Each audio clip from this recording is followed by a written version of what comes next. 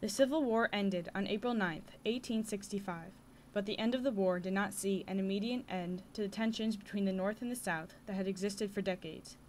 That would require time and patience few were willing to give. Animosity was still evident, despite the fact that, or perhaps because, the nation was now reconciling itself to the fact that it was no longer split in two. Jubilant celebration gripped the North as crowds serenaded the White House. In the South, there was no such revelry or triumph. Abraham Lincoln, the 16th President of the United States, was willing to work in order to bridge the gap between the North and the South. However, the lingering animosity of the South surfaced dramatically when Lincoln was assassinated on April 14th, only 5 days after General Robert E. Lee surrendered to General Ulysses S. Grant at Appomattox, Virginia. Though he had been instrumental in ending the war and preserving the Union, Lincoln did not live long enough to see his country restored, and his death put an end to the idea that the Union could once again be whole, without undue suffering in either region. President Abraham Lincoln had his own views on the Civil War. Lincoln saw the war as a horrible thing, accepting it as the only means to save the Union.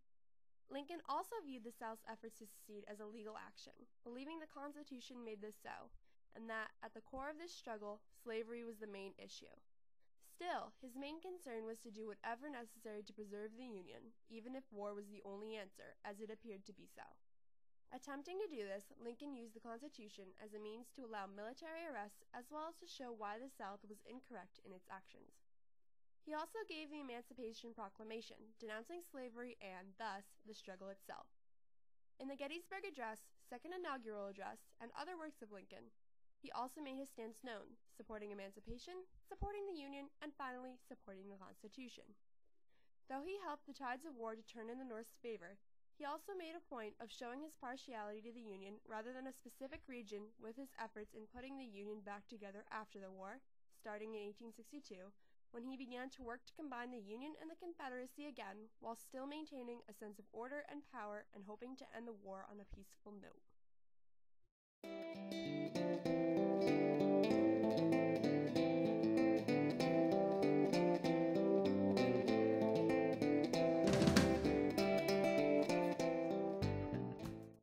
John Wilkes Booth was born in Bel Air, Maryland in 1838. Booth was the son of the greatest actor of the time, Junius Brutus Booth. He grew up on his family farm in Maryland. The Booths were known as the foremost theatrical dynasty of their time. At 17, John Wilkes Booth joined in the family business and became an actor. At the age of 20, Booth began traveling the country as a featured performer. He was adored by many and took the stages by storm. Booth was very interested in romantic characters, and heroic characters in specific. Characters that made everyone stand up and pay attention to him on stage. John Wilkes Booth began to spend most of his time in the South, in Richmond, Virginia. Although born in the North, John Wilkes Booth began to adopt the ways of the South. Booth disliked Lincoln the first time he was elected, but by the time of Lincoln's re-election, something turned in Booth. Booth realized that Lincoln was going to be there for good. He realized that Lincoln would never settle with the South. Booth held Lincoln responsible for the South's suffering. He believed the nation owed all its troubles to Lincoln. Booth was a Confederate sympathizer. By 25, Booth had begun to lose interest in his acting career. John Wilkes Booth began to develop a plan to kidnap the President of the United States to Richmond, Virginia, in exchange for thousands of Confederate soldiers. He began to assemble his gang of co-conspirators: Samuel Arnold, Michael O'Laughlin, David Harold, George Atzerodt, Lewis Powell, and John Surratt. However, kidnapping plans fell through when Richmond, Virginia was captured by the Union Army in 1865. 6 days later, the South surrendered at the Appomattox Courthouse. The Civil War, or War between the States, was over. Booth began to formulate a new plan, one that would ensure President Lincoln could harm the South no longer. On the 14th of April, 1865, John Wilkes Booth was picking up his mail at Ford's Theater in Washington, D.C. Someone at Ford's Theater told Booth that President Lincoln was coming tonight.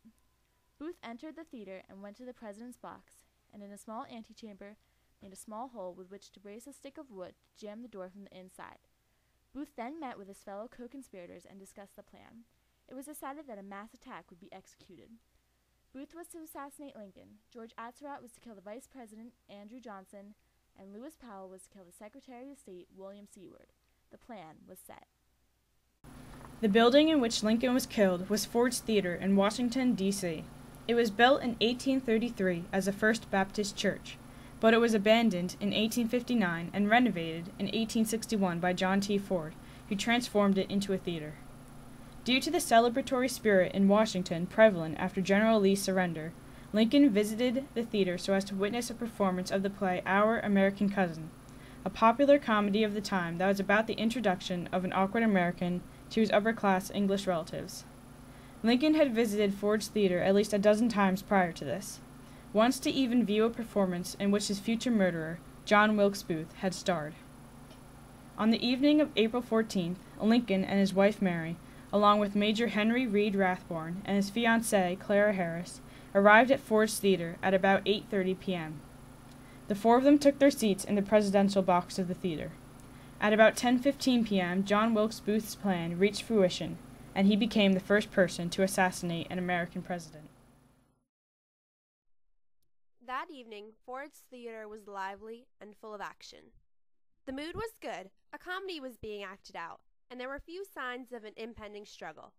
Lincoln, who had actually arrived late, now sat with his wife, Mary Todd, and friends, Major Henry R. Rathbone and his fiancée, Clara Harris, in a booth above the stage. At about 10:15 p.m., John Wilkes Booth crept into the box, which had been recently vacated by Lincoln's bodyguard. At point-blank range, John Wilkes Booth shot Lincoln just once in the back of the head with a .44 caliber single-shot Derringer. In the following chaos, Booth attempted to escape, only to be inhibited by Rathbone.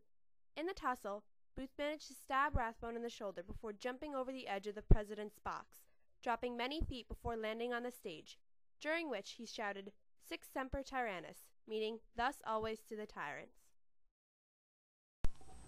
Where is President Lincoln this evening? He's awfully late. Well, hello there, Major Rathbone. Oh, hello, President Lincoln. Sorry to keep you waiting this evening. That's perfectly fine. Hello, Mrs. Lincoln. So what exactly is this play called, Rathbone? Our American Cousin. It's a great comedy. Ah, it does seem quite funny.